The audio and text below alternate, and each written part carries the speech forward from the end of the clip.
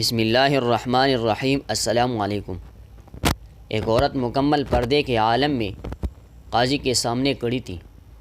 اس نے اپنے شوہر کے خلاف مقدمہ دائر کر رکھا تھا۔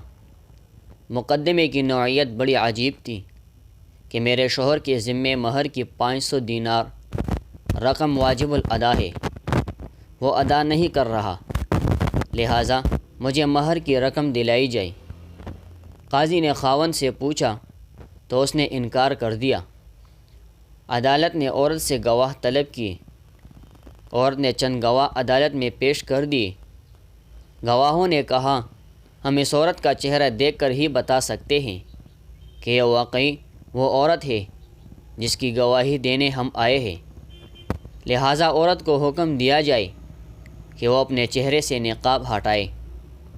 عدالت نے حکم دیا کہ عورت اپنے چہرے سے نقاب اتارے تاکہ گواہ شناخت کر سکے۔ ادھر عورت تذبذب کا شکار تھی کہ وہ نقاب اتارے یا نہیں۔ گواہ اپنے موقف پر مصر تھے۔